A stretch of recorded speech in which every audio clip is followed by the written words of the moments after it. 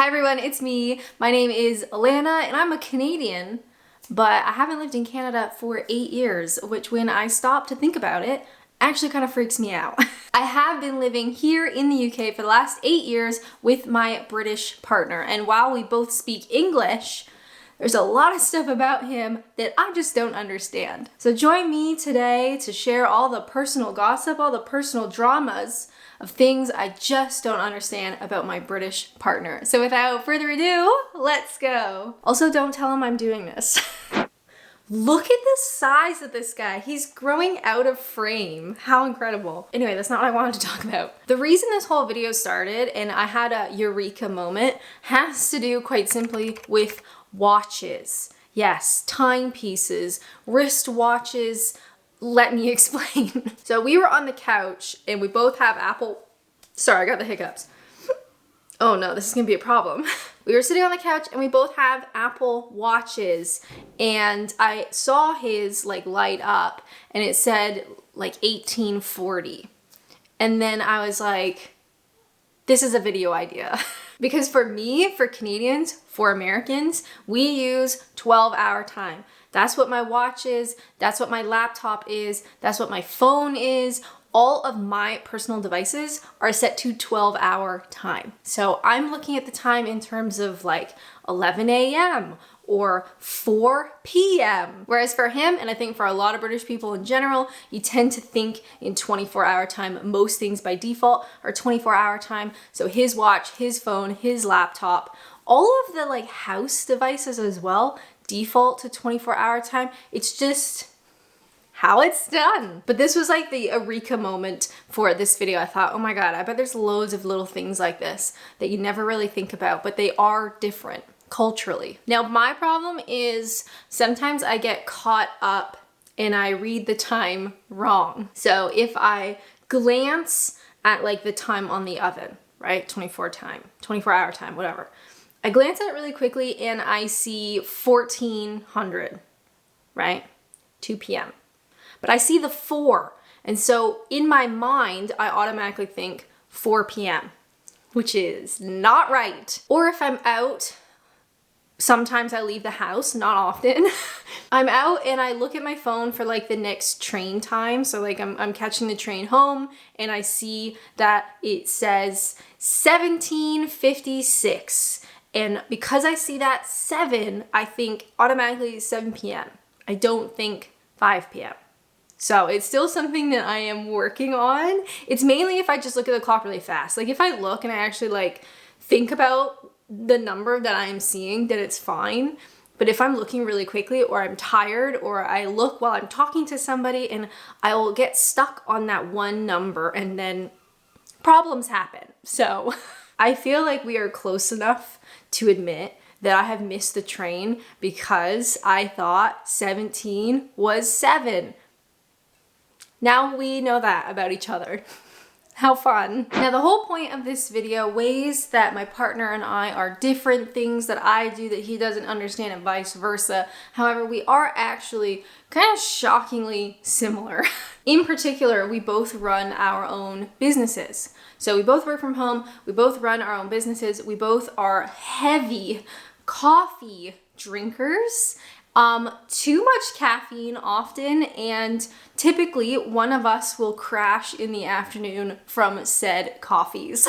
And because of this, I was really excited to try out Magic Mind, who sponsored this video. Magic Mind is a nootropic energy shot, but what I thought was really interesting is that it actively decreases stress while boosting your energy and creativity. But there's some really interesting ingredients in Magic Mind. So we've got things like L-theanine, which if you've never heard of, that is found in matcha and it helps increase focus and attention, which I could use all the help I can get. It also has ingredients like ashwagandha, which helps decrease stress and low-grade anxiety, which I could also use all the help I can get. I love coffee. I'm still nursing my coffee from this morning. I love coffee, I love caffeine, but I just can't have a lot of it. So with Magic Mind, I was like, you know what? I love trying new things, but I am not hopeful, or I'm really not expecting much, to be fair, just knowing me. But honestly, I was really surprised.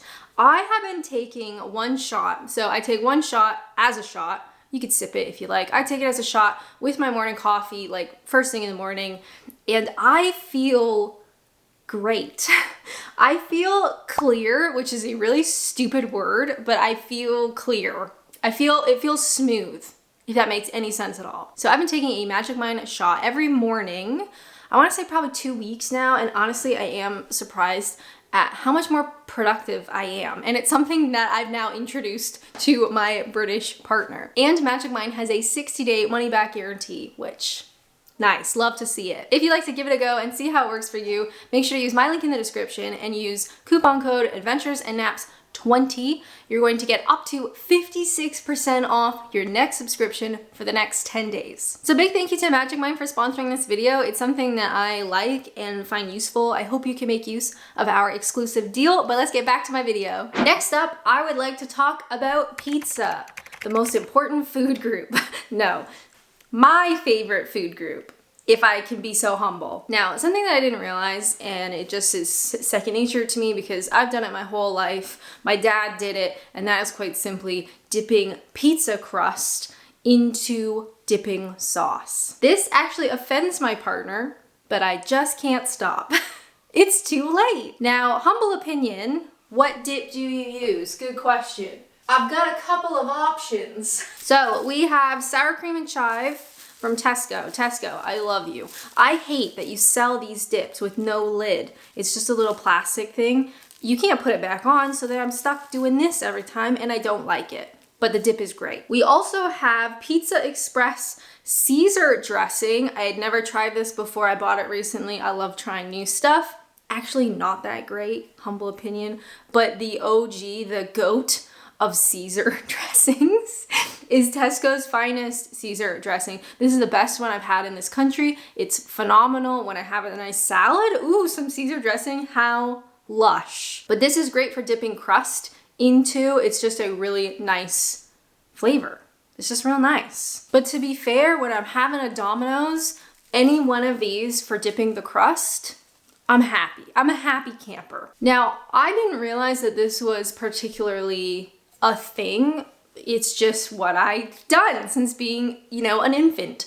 Since I've been capable of chewing my own pizza, this is what I've done. And I didn't realize it was actually invented in America.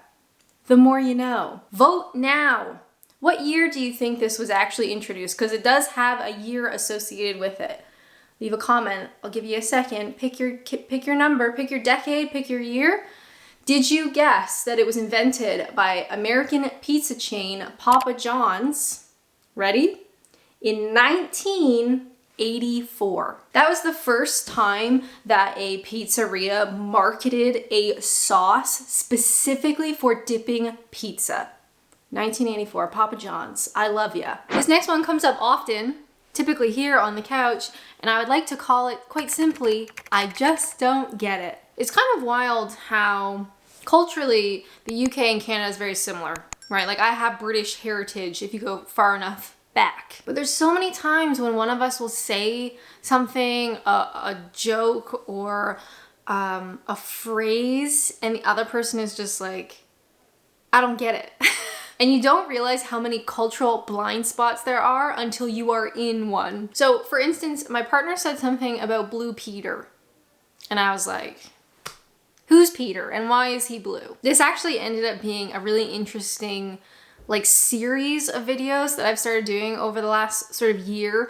I did a video on Blue Peter, trying to figure out what it was, because you don't realize how many elements there are, typically pop culture, that I just have no idea about. Or you don't realize word differences until he says something like, I'll be in the lounge.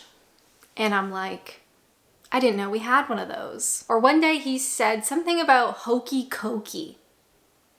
And I'm just like, huh? Welcome back to the kitchen. Another big difference that came up quite often and early was Sunday roasts. So Sunday roast is not a tradition practiced in North America unless your parents are British, maybe your grandparents, but otherwise that sort of large family meal is reserved for special occasions. So in my house back home, we would have a turkey style, roast style meal, you know, with the potatoes and everything else. We would only have that like Christmas, Easter, Thanksgiving. I think that's it. We would never just have it on a random Sunday. I do think the idea is very sweet. I think it's very nice to get together as a family, or maybe you do with friends or extended family, close family, I don't know. I think it's a nice idea that you can just get together for a random Sunday and have a nice meal together. RIP for whoever has to make the meal, because that's not fun, but it's fun for everybody else. I will say though, it's a lot of food. It's a lot of food, and I was really shocked when I first moved here and it was like having this big meal every Sunday. It's like, I love to eat and I love food. It's too much for me, but I'll take one for the team and I'll eat it anyway. Next up, while this is similar to cultural blind spots of not understanding references, that tends to be more pop culture. This section is all about British slang. There's definitely different ways that you would describe something, from a Canadian voice to a British one. So for him, he might say, "That's brilliant." For me, I would typically say, "That's awesome." Or for him, he might say, "That's bloody awful." Can't really do the accent, sorry for trying. "That's bloody awful" versus me, I would probably say, "That sucks." For him, if he's greeting a friend, he might say, "Hiya, mate." Sounds so stupid in my voice. "Hiya, mate." For me, I might say, "Hey guys." Even though I've been here for 8 years and my voice has changed, my word choice has changed, my slang has changed. I definitely have incorporated a lot of British slang, phrases, words. They are natural to me now. Not all of them, but some. But it's interesting to see after 8 years what has still stayed and what is still very different to what my partner would naturally say. We are back in the kitchen. Ooh, look at the reflection. My oven is broken, and if the landlord is watching this, please respond to our emails. Please, I miss using the oven. We're back in the kitchen for, quite simply, PB&J. That's what the title is gonna be. Simply PB&J. This is a bit of a mess, isn't it? Who wants to... I feel like I clean this constantly, and then it becomes a giant mess, like, instantly. In my humble opinion, do you see the peanut butter?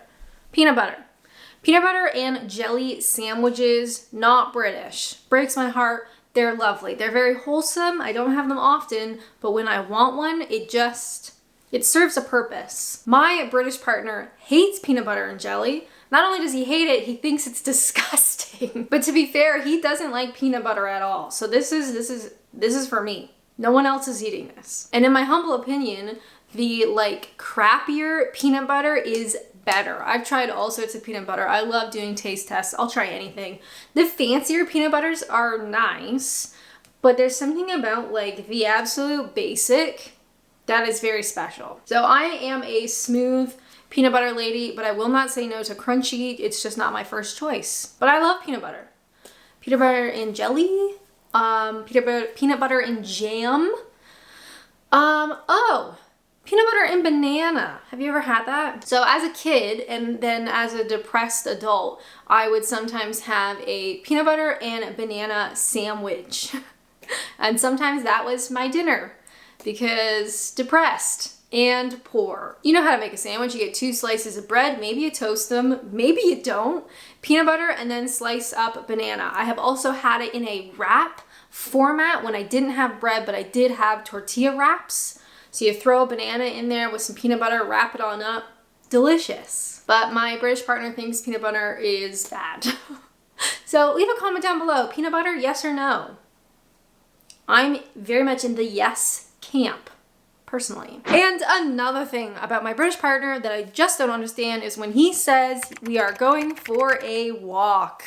Now, going for a walk in Britain is very different to going for a walk in Canada. So for him, going for a walk, maybe a countryside walk, maybe you're walking on the pavement, maybe there's pavement, right? Maybe you're walking through a town or a village or along, the countryside, and perhaps you will end at a pub, right? That is going for a walk to him at least. That's the general British vibe. Now for me, as a Canadian, you tell me, let's go for a walk. In my mind, we are going into the woods. We are going for a walk. There's no pavement. You might see deer if you're quiet enough, and there's certainly no pubs in the woods. Something else that's quite different is when my British partner says something along the lines of, I'm just popping out. Because in my humble opinion, this is not possible in North America. It just isn't. The sheer idea of just popping out somewhere is wild to me. And it's honestly one of my favorite things about living here in the UK is the idea that that exists. So if he says something like, I'm just popping out to the pub to meet so-and-so, sure, it literally could be like 10 minutes, 20 minutes. It doesn't impact your day at all. Or you forget an ingredient for dinner, right? And it's just like, I'm just popping out to the shops to get whatever. Okay, it's fine. It doesn't matter. It literally means you are just popping out and you will be back quickly. Back home for me, popping out is so much more, first off, we don't say that typically. It's so much more of an event. You know, for us, it's like a 20-minute drive on the highway to get to the nearest grocery store. So if you forget one item, it's kind of a hassle. You're not really just gonna go out just for that one thing. And you certainly can't pop out to a pub. Like from my family home, back home in Canada, you cannot comfortably walk anywhere. You can't even walk to a bus stop or a train station. And by definition, my family does not live in the middle of nowhere. If that kind of helps sort of make an image in your mind. We live in a very common type of neighborhood for a lot of Canadians. We don't live in a big city, but not everybody does. We don't even live in a tiny little village.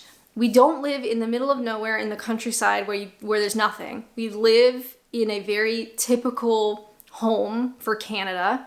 We cannot walk anywhere. We can't walk to the bus stop. We can't walk to a train station. A good 20-minute drive really to a supermarket, probably more like a half-hour drive to a train station. The train basically only takes you to Toronto, so if you want to go somewhere else, tough luck, you can't do it. So living here, the idea of just popping out to the post office or to the shop or to the pub or to literally anywhere is so much fun. It's so quick. It's so fast. Like, it doesn't take up a huge part of your day. It doesn't feel like a big hassle. You can literally just pop out places. You can walk places.